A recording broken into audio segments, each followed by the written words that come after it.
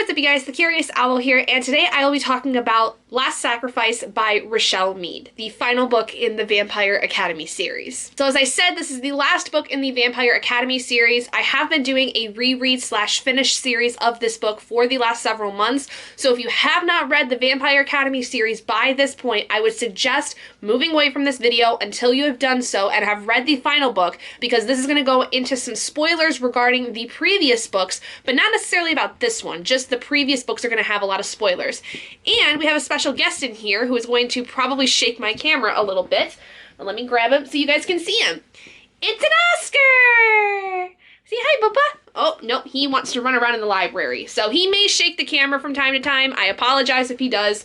But he's checking out the library because this is the first time, actually, that he's been up here for more than 2 minutes. So, and he's already got one of my stuffies. Hold on. No, you get over here. Gimme. Thank you. You do not need the stuffies. So without further ado, now that we know Oscar is here, let's get into the review for this book. So Last Sacrifice picks up almost immediately after the events of the last book, where essentially what we've learned is that Rose is being put on trial and is being looked at for the murder of the queen of the Moroi clan named Tatiana. Tatiana was a very kind of mixed reviewed kind of a leader. There were some people who were starting to disagree with some of the things that she was bringing up in the course of her reign, that of which in the sense that there was the possibility for the age of the guardians that would be graduating to be at a lower age, to encourage more guardians to be graduating earlier, and also in some ways allowing the Moroi to fight alongside their guardians. There was a lot of people who possibly had it out for her, but because of Rose's personal inclination to Tatiana, she was definitely looked at as a possible suspect. So in the course of this, we learned that Rose is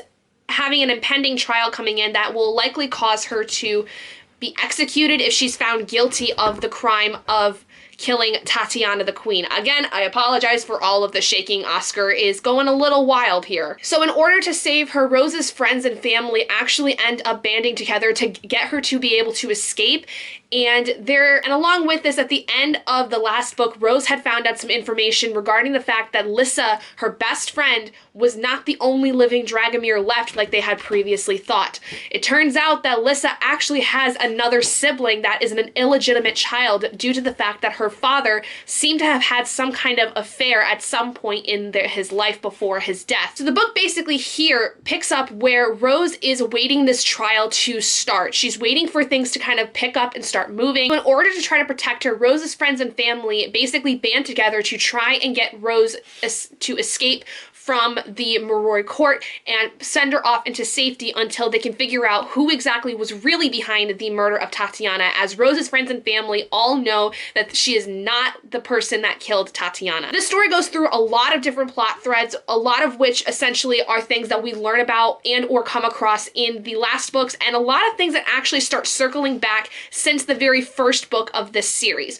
which I think was one of the things I really appreciated with this. I felt that there were so many things that were done very well in terms of wrapping up the entire story of this and it ending in a very satisfying manner, despite some things I think that shouldn't really have been involved, but overall was a really interesting way to end the series and did leave enough open to give us what we have in terms of the spin-off series that was created of this series, Bloodline. Now, I can't say a whole heck of a lot in terms of some of the plot lines because it is going to spoil some of the events that happen in this. One of the things I can say is that there is a lot of drama surrounding around this idea that had already been brought up in the last book, which is the love V formation that there was between Rose, Adrian, and Dimitri. That does get brought up quite a bit, and I will say there are some things about that in terms of the ending I'm not going to go into, but some things were a little disappointing in terms of how the overall ending between the three of them had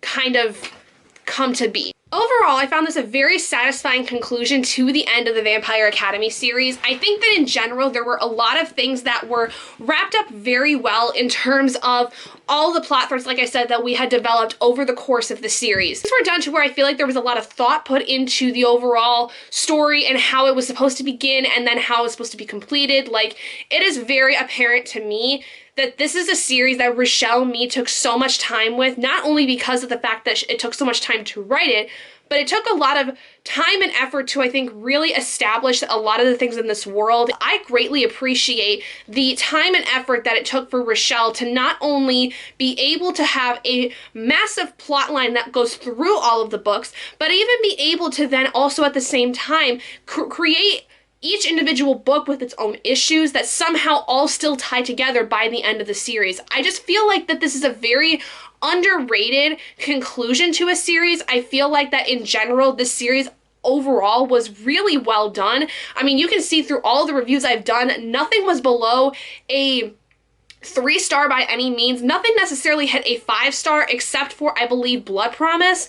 So it was overall a very well done series, and I actually feel like it still holds up in a lot of ways to what I would say I would expect from more modern YA stories. There are some things, especially in the earlier books, that I definitely do think pander more to the current time that the story had been taking place and had been released at. But by the time we get to this final book, I truly feel like we move past that and it becomes kind of its own living thing, and it essentially feels much more mature than it had beforehand. And I think that because of the amount of time that Richelle really took to developing these later books specifically, it really seemed to have paid off, and I had a very good time with it. But anyway, that's all I can say right now about Last Sacrifice by Richelle Mead. I think this was a very well done series overall, like I said, and I feel so proud of the fact that I have actually finished a series that I started a long time ago and that I reread the first 3 books, and I can't be more proud of the fact that also this just ended up being so good in my opinion, and something that I think I would like to possibly reread again in the future, or at the very least I would definitely want to give this to my teenage kids when they're old enough, I think, to read this, because I think that they would like it in the sense that I think it's going to be something that is going to last for quite some time and still feel modern enough when my kids are teenagers that, you know, they're gonna enjoy this as opposed to something that, you know, would not age very well. So thank you all so much for joining me in this video. If you guys did enjoy it, please do give it a big thumbs up. And if you haven't already and you'd like to be and would like to see more content like this, go ahead and hit that button down below and subscribe to become an owlet in our flock. And I will see all of you guys in my next video. Bye guys.